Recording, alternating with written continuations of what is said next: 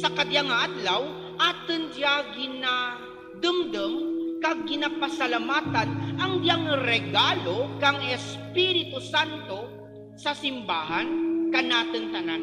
Kung tereken natin mga kabugtuan kay Kristo sa kadyang panahon kang pandemya, duro ka natin ang daw ginbaliskad ang andang pagpangabuhi. Duro ka natin ang nagapangabuhi sa kadilem. Kung tereken natin ang sitwasyon sa kadya tama kabudlay, bangod kang diyang pandemya, duro ang naduraan kang obra, duro ang naduraan kang andang pinalangga, bangod kay napatay, bangod kang COVID-19, duro ang naduraan kang paglaom, duro ang naduraan kang kasanag. Gani, ang diyang kapiestahan kang Pentecostes, nagapadumdum ka natin. Kay sino bala kita magpangayo kang kaisag? Kay sino bala kita magkapyot sa kadyang kadulom nga atin gina-eksperyensyahan? Sa masami, hindi natin mamanan o kung hindi natin makita nga ang nagatugro gali ka natin kang kabakad, ang nagatugro gali ka natin kang inspirasyon. Agad magpadayon sa pagpangabuhi, amo ang regalo kang Espiritu Santo. Gani amo diya ang manami natin pasalamatan sa kadya nga adlaw nga Domingo sa atin pagselebrar kang diyang regalo nga ginpadara kang Dios ang anang bugay nga Espiritu Santo kanatin. Matingala kita, wala nga bisan sa kabudlay kang pagpangabuhi, padayon kita nga nagapanglakaten, padayon kita nga nagabugtaw, padayon kita nga nagahimakas, bangod kang diyang regalo kag bugay kang Espiritu Santo sa aten kabuhi. Mga kabugtuan kay Kristo, manami pamalandungan ang diyang mensahe kang diyang ebanghelyo nga aten ginpamatian sa kadya nga Domingo kang Pentecostes. Ang nahauna nga dinalan kang ebanghelyo natin, nagapakita ka natin kang sitwasyon sa diin ang mga gintutonan ang amo di ang andang nangin eksperyensya. Ano ang hambag ang ebanghelyo ka natin? Sang sirum na, meaning dilum ray sirum mo, no? Sang sirum na sadto nga adlaw, amo ang nahauna nga simana.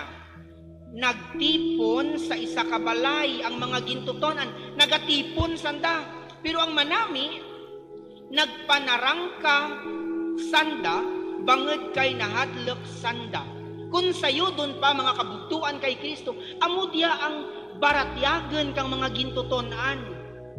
Ang tawo nga nagapanago, tawo nga may kahadlok. Di amo diya ang sitwasyon kang mga apostoles, nagapanago sanda, bangod kay nahadlok sanda. Gani gulpi lang nagpakita kananda si Jesus, at ano ang una nga ginhambal ni Jesus kananda? Paghidait sa inyo. Peace be with you. Kung sayo doon pa, paano natin ma-counteract ang kahadlok sa ating kabuhi? Paagi sa pagpangabuhi nga may paghidait. Kung sayo doon pa, una nga dapat natin dumduman sa kadyang Domingo, amo nga, ang Espiritu Santo nagadara ka natin kang paghidait. Agad nga mabuol ka natin ang diyang kahadlok. Kag sa katapusan nga bahin kang ebanghelyo, ano ang ginahambal kang ating Ginoo? Batunan ninyo ang Espiritu Santo kung ginapatawad ninyo ang mga nakasala. Sang bisan sino ginapatawad sanda. Kung sayo doon pa, ang Espiritu Santo nga nagadara ka natin kang paghidait, maangken lamang natin kung kita gali nagapatawad. Ang tao gali nga may kahadlok, wara nagapangabuhi sa paghidait. Gani amo di ang unang regalo nga gintugro ni Jesus sa anang mga gintutonan kag kanaten tanan. Bulen natin ang kahadlok, agad nga magpangabuhi kita nga may paghidait. Maangken lamang natin kung kita nagapatawad. Sa bagay nga importante gali sa pagpatawad ang Espiritu Santo, ang diyang bugay kang Espiritu Santo. Kay hindi nimo mapatawad ang sangkatawo Kung wara man ikaw sa estado o kung sa presensya kang Espiritu Santo. Hambal na gani ko no, ang tawo kuno nga hindi katurog, amo ang tawo nga hindi makamaan magpatawad. Ti ang tawo nga hindi kamaan magpatawad, wara it espiritu. Kung kaysa makabati kita sa tao nga ay ano timo man daw wara timo it espiritu. Bangad kay wara nagasanto ang anang ginahimo sa diyang plano kabubuton kag regalo kang Espiritu Santo. Ti amo dia ang manami natin dumduman sa kadiyang Domingo. Nagapangabuhi bala kita nga nasanto sa regalo kag bugay kang Espiritu Santo. Kay kunwara, ti padayon kita nga magpangabuhi sa diyang kahadlok. Padayon kita nga magpanago, banged kay wara kita nagapangabuhi nga may paghidait. Ti kabay pa mga kabugtuan kay Kristo, sa kadiyang Domingo kang Pentecostes, dumduman natin nga kita gali gintugruan kang Dios kang diyang regalo kang Espiritu Santo. Kasano natin dyan na angken kang kita ginbunyagan kang kita ginkonpermahan. Nabato natin ang diyang regalo kang Espiritu Santo. Pero sa masami nalipatan natin nga kita gali templo puluyan kang Espiritu Santo.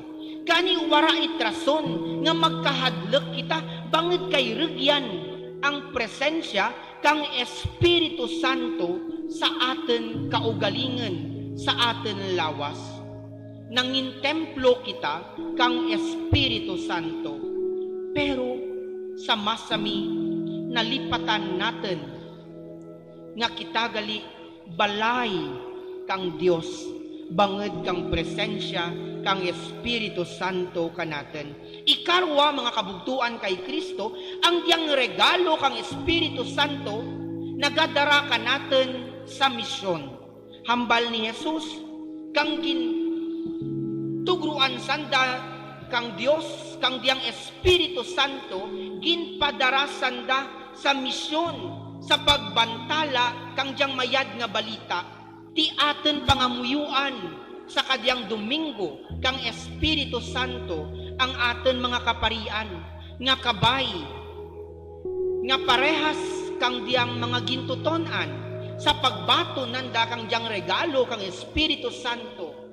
Pangamuyuan natin ang aten mga kaparian nga kung sa diin man sandadarhen kang diyang Espiritu Santo sa bag-o nga misyon magdaradya kang kabuhi. Bangit kay amudya ang isaraman sa regalo kang Espiritu Santo ang magdara kang kabuhi. Kung tereken natin sa istorya kang kaaten nga pagtuga kang kalibutan, ang Dios naghuyop kang anang ginhawa, ginhuypan na ang anang mga ginhimo nga tawo agad nga matugruan kang diyang kabuhi. Kag amo man dia ang ginhimo ni Jesus sa ebanghelyo natin. Ang hambal na batunan ninyo ang Espiritu Santo. Kag ginhuypan niya sila kag ginsingganan ang bisan sino nga inyo ginapatawad. Kung sayuton pa ang diyang Espiritu Santo amo galit dia ang ginhawa kang Dios. Ang ginhawa nga nagadara kang kabuhi. Kag amo man dia ang aten pangamuyuon para sa aten mga kaparian.